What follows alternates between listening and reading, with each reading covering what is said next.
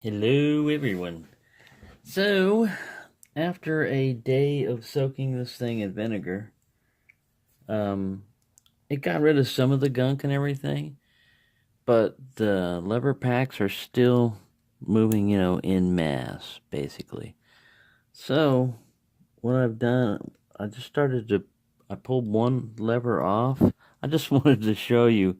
And see, I'd scrape this off with a popsicle stick to not scratch it. And, look at that gunk. That's why they're moving, in mass instead of independently. And I still haven't, I think I've got this mechanism figured out, but not 100%. But what I'm going to do is take each one of these out and clean it off. And then I can reassemble them just by putting them back on there. But this cutout here, looks like when you line these levers all up, you push them up and everything, and it gets enough clearance for the cutouts to go. The key should come back, because you're turning this way.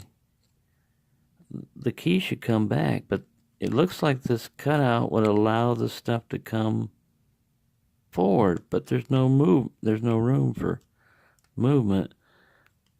Once you clear this, you allow this pivot to get out of the way by going either forward or backwards. And once again, like I said, I'm trying to figure this thing out. Even, if you overlift this thing completely, still, you can't push this guy all the way up because there's a little bump preventing him there. Looking at, you want to get this guy to get out of the way, to unlock, when you unlock. And the only way to do it, because this is a post going all the way through, this is just a pivot thing right here. It just pivots down, and it can't pivot down because of that thing. But anyways, I'm going to pull all these out and see if I can get anything to move, because even that bottom bolt plate, if it would move, so there's no cutout for that. There's a little cutout over here. I don't know. It's totally got me confused. I think that when you pull it back far enough, this clears. I can see that this would clear. When that clears, this mechanism should go down. It'd be allowed to pivot down. Can't go up. The only way it's left to go is down. And somehow we got to get that out of the way. But anyway, that's the update. I'll let you know what I figure out when I get it completely disassembled and cleaned up. But yeah, it's going to take more than... there's still gunk in there too. I was pulling out solid chunks of crap out of there. But anyways, looks like it'll be able to be cleaned up. But that's one of the disadvantages of buying old locks that don't have keys, is even if they're in good shape and everything, you don't know what's inside. You don't know what kind of gunk is in there. And if it's anything that requires, levers and levering, they've got to be able to work, They got to be able to go up and down, and they can't work with all that crap in there. So there you go, just a little update on this lever adventure right now. Hey, I'm back. I haven't cleaned up all the levers. As you can see, they're sitting up there. This was at the very top and working my way back. I can show you how the mechanism works now. When you've got this barrel in here, you've got your key in there. The very bottom one is actually tensioning the bolt, or actually going to be the one that's going to be pulling on the bolt.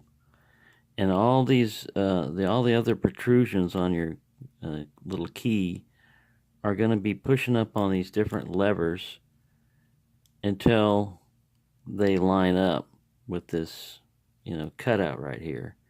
And that cutout doesn't move. That's what was confusing me. I was looking at what moves. This whole thing right here moves.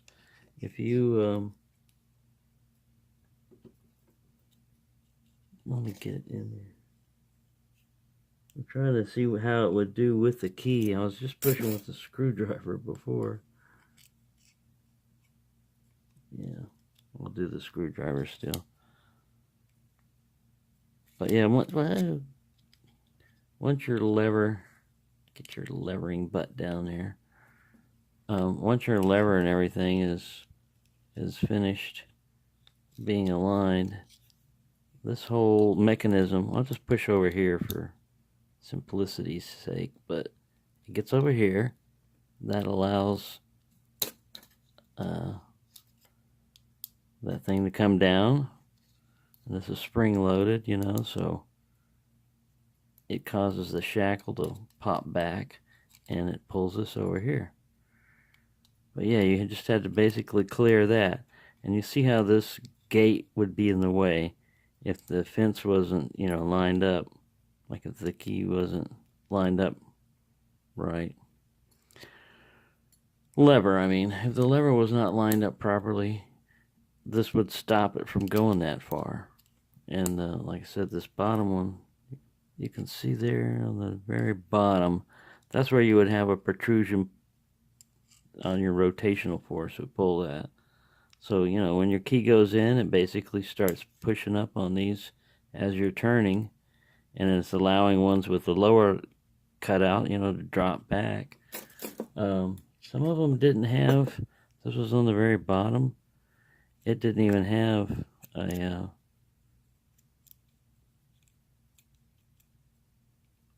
a cut, you know, if you look at it, there's a line like that. So I'm going to clean those up. But that's how the mechanism works. And then when you just close it again, it comes back and locks. Of course, that would come back and get in the way again. Once again, you push down on the shackle. Oh, like that. Then he's back up on that hump. And you can't open the lock.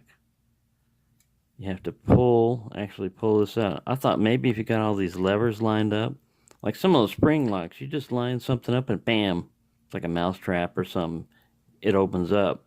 But this one you would actually have to be pulling back, levering on that. So there is another opening on the, I didn't bring the other part of the lock, but you know, you've got that big opening where the key fits in, and there's a little smaller opening here that allows it to protrude. That's where you can actually tension the bolt from. I'm going to build or figure out a wire. You know, see now that I can get in here, I'm going to find something to go up there and 90 degree on that and cause that to pull back. But also, you know, even with brake cleaner and all that, man, this stuff is just like gummy and almost like plastic. And they were levered on top of one another. I don't see how anything could penetrate into there, you know. I don't see how this lock would have worked ever again, you know, unless it was disassembled. and disassembling it, it turns it from not being a lock. But I'm learning a lot too, you know, because this is really a lever lock. It's not a spring lock or a warded lock or anything like that. It's an actual lever lock, and we used to use them back in the 1900s and 1800s, but they stopped using them here in America or faded them out. They're still in around a little bit, but anyways, that's how that mechanism works, which is what I wanted to figure out. And now that I've got other ones coming in with no key, my first thing I'm going to do is to make sure that when I push up there that the lever pack moves independently. And if it doesn't, then I'm going to have to figure out some super duper miracle penetrating solvent or something that goes in there and can get in between these stacked levers. You know, how are you going to do that? Over 100-year-old gunk, you know, so. But the mechanism itself, once you get the crap out of it, there's no real rust, or the vinegar helped a little bit, you know, just knock a lot of that surface crap out. But it didn't eat any of this. It's all brass in here, or bronze, or something like that. So there you go. That's the update. That's how that mechanism works. And this is been a good scientific little experiment for me. Thank you for watching, and happy picking, or levering, or dimpling, or what else do we got? Well, there's a lot of them.